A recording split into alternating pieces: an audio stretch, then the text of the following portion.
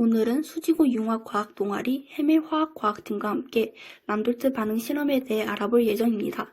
란돌트 실험을 배우기 전에 알면 이해되는 데 도움이 되는 몇 가지 배경 지식들에 대해 먼저 알아보겠습니다. 우리 생활 속에서는 언제 어디서나 산화환원 반응이 일어납니다. 그렇다면 산화환원이란 무엇일까요?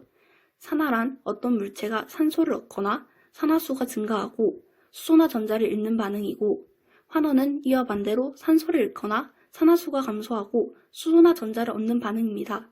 여기서 산화수란 간단히 말하자면 특정 원자의 전하수를 말해요. 이러한 산화환원 반응에는 굉장히 중요한 한 가지의 특징이 있는데요. 그것은 바로 산화환원 반응이 동시에 일어나는 산화환원 동시성입니다.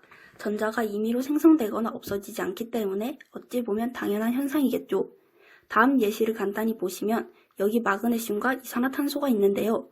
여기서 산화환원 반응이 일어나면서 이산화탄소의 산소가 마그네슘으로 옮겨져 산화가 되고, 그와 동시에 이산화탄소는 환원됩니다. 또한 같은 산화환원 반응이라고 해서 반응 속도가 같은 것이 아닌데요. 예를 들어 연소는 반응 속도가 빠른 축에 속하고, 우리가 아는 호흡은 이와 반대로 느린 축에 속합니다. 그럼 산화제와 환원제는 무엇일까요? 생각보다 정말 간단합니다. 다른 반응 물질을 산화시켜주는 것, 즉 자신을 환원시키면서 다른 물질을 산화시키는 물질이 산화제이고, 이의 반대가 환원제입니다. 이제 산화환원 반응에 대해 어느 정도 알게 된 것 같으니 부모님과 함께 2인 1조로 각각 컵 2개씩을 맡아 실험을 진행하도록 하겠습니다. 실험 시 주의사항을 말씀드릴 것이니 집중해주세요. 첫 번째, 약품을 절대 냄새를 맡거나 먹지 마세요. 신체에 해로울 수 있습니다. 두 번째, 약품은 정량을 기준으로 맞추어진 것이기 때문에 약품을 흘리면 실험 결과에 영향을 끼칠 수 있으니 조심해서 다루어 주세요. 그럼 실험을 시작하겠습니다. 실험에 필요한 준비물은 아이오딘산 칼륨, 메타중화 황산 나트륨, 밀가루 200ml, 용기 2개, 스포이드 2개, 투명컵 24개, 액량계 2개, 라벨지가 10개 필요합니다. 첫 번째 액량계와 200ml 용기에 각각 라벨지를 붙인 다음 용기에 물 200ml씩 정량으로 넣어줍니다. 두 번째, 용기 라벨에 맞춰 각각의 시약을 모두 넣고 잘 섞어줍니다. 여기서 주의해야 할 사항은 아이오딘산 칼륨은 잘 녹지 않으니 오래 흔들어 완전히 녹여줘야 합니다. 세 번째, 잘 용해된 메타중화 황산 나트륨 용액에 밀가루를 모두 넣고 잘 섞어 완전히 녹여줍니다. 여기서 조심해야 할 점은 거품이 생겼을 경우 조금 기다렸다가 거품이 가라앉은 다음 사용해야 합니다. 네 번째, 1인당 총 4개의 투명컵을 준비하고 컵 2개에는 아이오딘산 칼륨 라벨을, 나머지 컵 2개에는 메타 중화 황산 나트륨 라벨을 붙인 다음 액랑계로 각각의 용액을 10ml씩 투명컵에 넣어줍니다. 메타 중화 황산 나트륨 용액은 밀가루가 가라앉을 수 있으니 잘 섞어두면서 넣어주어야 하고, 액량계로 계량할 때 거품이 생기지 않도록 액량계 벽면을 타고 흐르도록 넣어주면 좋습니다. 다섯 번째, 메타중화 황산 나트륨이 들어있는 4개의 컵에 스포이드를 이용하여 물 0ml, 4ml, 8ml, 11.5ml를 각각 넣어줍니다.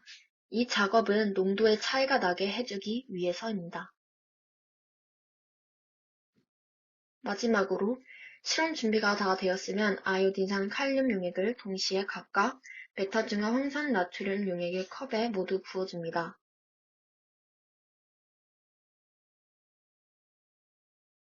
모두 실험을 잘 진행하였나요? 실험 결과를 통해 물을 적게 넣을수록 농도가 높기 때문에 물의 양이 적은 순서대로 반응이 일어난다는 사실을 알 수 있습니다.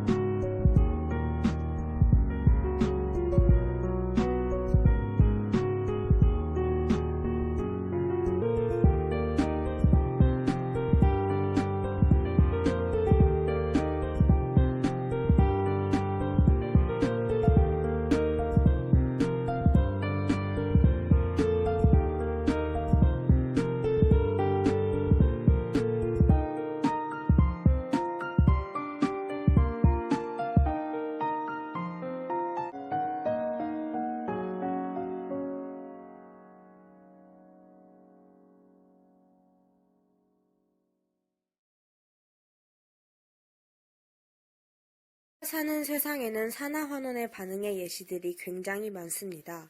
사과의 갈변, 철의 부식, 불꽃놀이를 하기 위해 필요한 폭죽, 난방, 휴대용 손난로가 있습니다.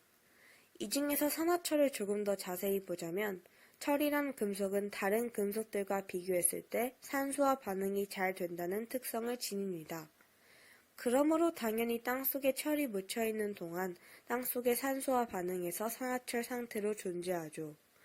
산화는 화학적 반응이기 때문에 물질의 성질이 변해서 산화철 상태로 사용하는 것이 불가능합니다.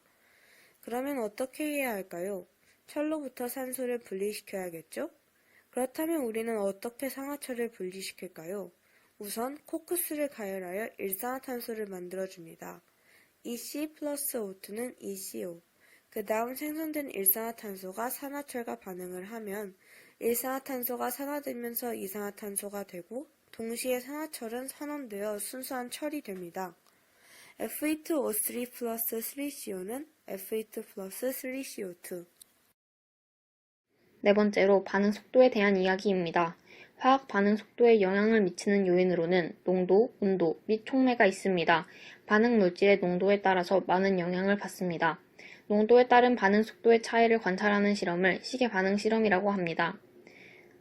앞에서 말한 농도, 온도, 촉매 모두 반응 속도와 관계가 있습니다. 첫 번째로 농도는 다른 조건이 모두 같다면 특정한 반응의 진행 속도는 주로 반응물의 농도에 의존합니다. 또한 반응물의 농도를 증가시키면 같은 부피 안에 들어있는 분자나 이온의 수가 많아지므로 그들 사이의 충돌 횟수가 많아져서 반응 속도가 빨라집니다. 두 번째로 반응 온도에 영향이 있습니다. 대부분의 균일계에서 반응 속도는 온도가 10도 상승할 때마다 약 2배로 증가합니다. 반응물의 온도가 높아지면 분자의 평균 속도가 커지므로 같은 시간에 일어나는 분자들의 충돌 수도 많아집니다. 온도가 상승하면 분자들이 충돌하여 반응이 실제로 일어나는데 필요한 최소한의 에너지를 갖는 분자 수가 증가합니다. 세 번째로 촉매에 영향이 있습니다. 자신은 변화하지 않으나 반응의 활성화 에너지만을 변화시켜 반응 속도를 조절하는 물질을 촉매라고 합니다. 촉매에는 활성화 에너지를 감소시켜 반응 속도를 빠르게 하는 정촉매와 활성화 에너지를 증가시켜 반응 속도를 느리게 하는 부촉매가 있습니다. 마지막으로 표면적인 영향이 있습니다. 고체가 반응에 관여할 때에는 고체 반응물의 표면적이 클수록 반응이 빨리 진행됩니다. 고체의 부피가 같은 경우에는 고체 입자의 크기가 작을수록 전체 표면적이 커져서 반응이 더 빨리 진행됩니다. 마지막으로 퀴즈를 함께 풀어보도록 하겠습니다. 끝까지 집중해서 봐주세요. 먼저 첫 번째 문제입니다. 산소를 잃거나 수소 또는 전자를 얻는 것을 무엇이라고 할까요? 자, 정답을 생각하셨나요? 정답은 바로 산화입니다. 두 번째 문제입니다. 산화-환원 반응이 동시에 일어나는 이유는 무엇일까요? 3초간 시간을 드리겠습니다. 3, 2, 1. 정답은 전자가 생기거나 없어지지 않기 때문에 산화환원의 동시성이 성립하기 때문입니다. 세 번째 문제입니다. 산화 반응이 일어나는 예시는 무엇이 있을까요? 앞선 이론 설명에서 언급했듯이 사과의 갈변, 철의 부식, 불꽃놀이 폭죽, 난방, 휴대용 손난로 등이 있습니다. 네 번째 문제입니다. 메타중 아황산 나트륨이 들어간 4개의 컵에 서로 다른 양의 물을 넣는 이유는 무엇일까요? 정답은 바로 농도를 다르게 해주기 위해서입니다. 마지막으로 실험 준비가 모두 완료된 후 메타중 아황산 나트륨 용액에 어떤 용액을 넣어주면 반응이 일어날까요? 아이오딘산 칼륨 용액을 넣어주면 반응이 일어납니다. 지금까지 열심히 들어주셔서 감사합니다.